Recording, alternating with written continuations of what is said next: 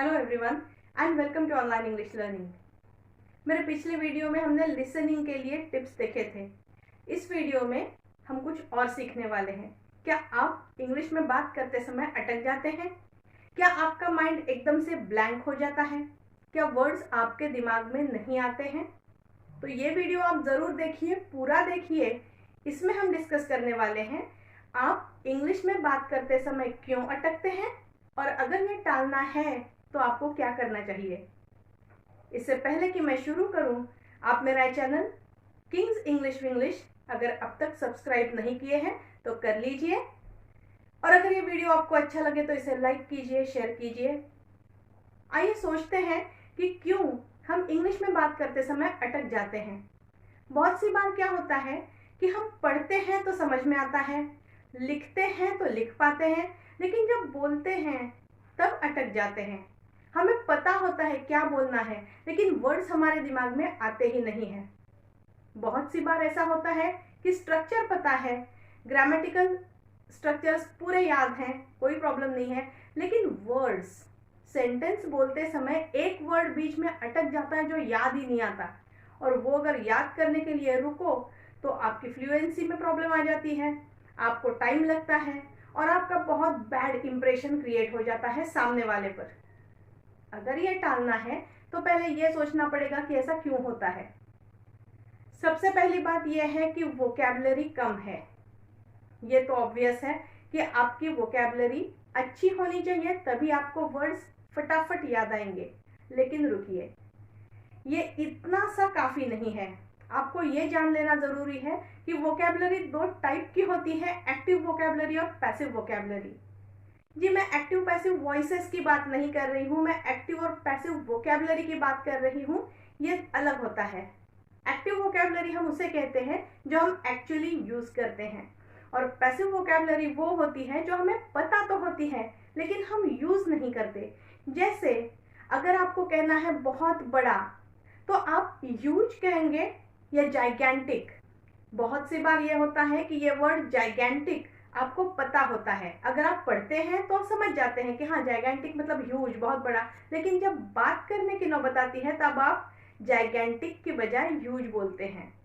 तो ह्यूज आपकी active vocabulary का पार्ट हो गया, और जाइगेंटिक पैसिव वोकैबुलरी का, जो आपको पढ़ने पर समझता है, सुनने पर समझता है, लेकिन you don't tend to use these words while you speak.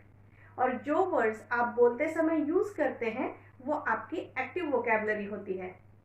तो इस तरह से आपकी पैसिव वोकैबुलरी चाहे जितनी बड़ी हो, वो आपके बोलने के लिए काम नहीं आती। बोलने के लिए काम आती है आपकी एक्टिव वोकैबुलरी। तो हमें यह चाहिए कि एक्टिव वोकैबुलरी बढ़ाने के लिए कुछ ना कुछ करना चाहिए। अब एक्टिव वोकैबुलरी कैसे बढ़े? जब भी आप बिगिनिंग कर रहे हो किसी चीज़ की, तो एकदम से हार्ड वर्ड से शुरुआत मत कीजिए। ग्रेजुअली सिंपल से लेके कॉम्प्लेक्स तक आपकी प्रोग्रेस होगी, लेकिन इसके लिए टाइम लगेगा। आप ये मत सोच लीजिए कि अगर मैं इंग्लिश सीख रहा हूँ तो डे 1 से मैं एकदम भारी भरकम इंग्लिश बोलूँगा। नहीं, ये नहीं हो सकता। कोई भी चीज़ ओवरनाइट नहीं हो सकती, इसके लिए टाइम लगता है। हाँ, ये टाइम हम कम ज़रूर कर सकते हैं, वो भी प्रैक्टिस से। आपको बहुत प्रैक्टिस करनी होगी। जो भी नए नए वर्ड्स आप अपनी एक्टिव वोकैबुलरी में ऐड करेंगे, उनकी आप प्रैक्टिस कीजिए, उन्हें आप सेंटेंस में यूज़ कीजिए। आज के दिन अगर आपने कोई 3-4 वर्ड्स याद कर लिए तो आप दिन भर उन्हें किसी न किसी कॉन्टेक्स्ट में बिठा कर कहीं ना कहीं उनको याद कीजिए, उनको यूज़ कीजिए। कोई ना कोई सेंटेंस उनको लेके आप बोलिए। अगर आप दिन भर ये करते हैं तो वो वर्ड्स उन सेंटेंसेस के साथ आपके दिमाग में फिट बैठ जाते हैं। आपको कोई पर्टिकुलर वर्ड याद इसलिए नहीं रहता क्योंकि आप उसको कॉन्टेक्स्ट से तोड़कर याद करने की कोशिश करते हैं। बहुत से लोग आपको बोलते होंगे कि डिक्शनरी पढ़ डालो, पूरी की पूरी डिक्शनरी याद कर डालो। ऐसे नहीं होता है।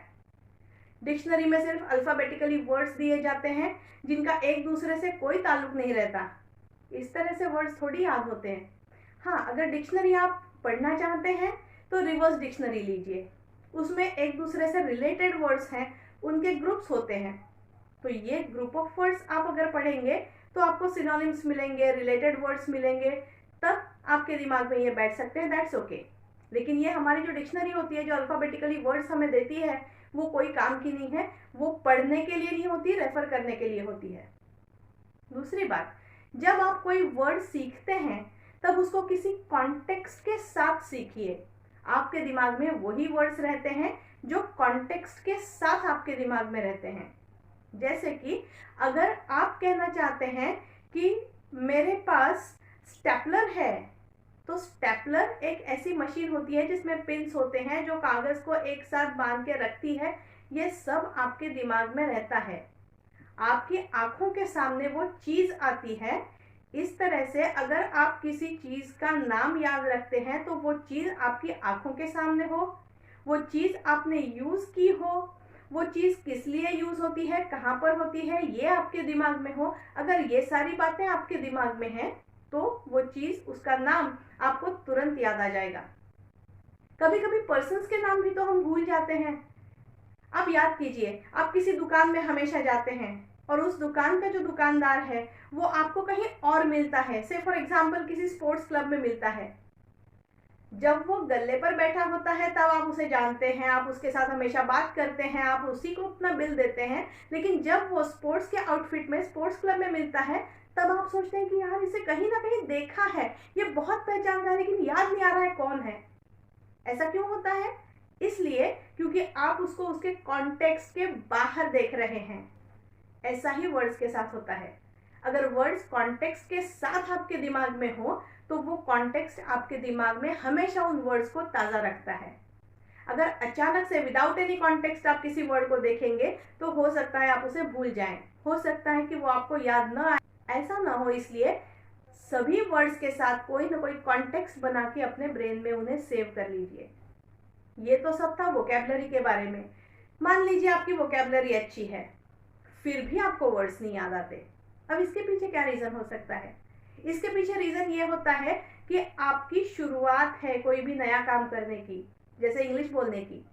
कोई भी जब काम आप पहली बार करते हैं, नया नया करते हैं, तो हेजिटेशन तो होता ही है। ये लैक ऑफ वोकैबुलरी वाला प्रॉब्लम नहीं है, ये हेजिटेशन वाला प्रॉब्लम है, जिसकी वजह से आप ब्लैंक हो जा रहे हैं, जिसकी वजह से आपको वर्ड्स याद नहीं आ रहे हैं। तो ये ब्लैंक होना टालने के लिए आपको चाहिए कि आप हेजिटेशन बाजू में रखें। अब हेजिटेशन बाजू में कैसे रखें, हेजिटेशन को कैसे टालें? तो सिंपल सी बात है, डर की आंखों में आंखें डाल के देखो, डर खुद डर जाएगा। जिस चीज़ को आप डरते हैं उस चीज़ को आप कर लीजिए। अगर आप डरते हैं कि मैं सेंटेंसेस बोलूं किसी पर्सन के सामने, तो आप बोल दीजिए। अपने फ्रेंड्स के साथ बोलना शुरू कर दीजिए। आप अगर डरते हैं कि मैं अपने फ्रेंड्स के साथ नहीं बोल पा रहा हूँ, मुझे डर लग रहा है, मुझे हेजिटेशन हो रहा है, तो बोल दीजिए अपने फ्रेंड्स के सामने English. Don't wonder how to do a thing, do it and wonder how it is done.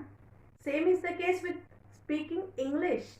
आप अगर इंग्लिश में बात करना चाहते हैं तो कर लीजिए, कोई बात नहीं, हेजिटेशन बाजू में रख दीजिए। अब अगर हेजिटेशन फिर भी है तो एक और तरीका यह है कि आप अपने आप को अपनी रूम में बंद कर लीजिए, या कहीं भी जहाँ पर आपको थोड़ी सी प्राइवेसी मिले वहाँ पर आप जाइए। एक मिरर रखिए साथ में, उस मिरर के सामने खड़े हो जाइए और बोल दीजिए कुछ ना कुछ।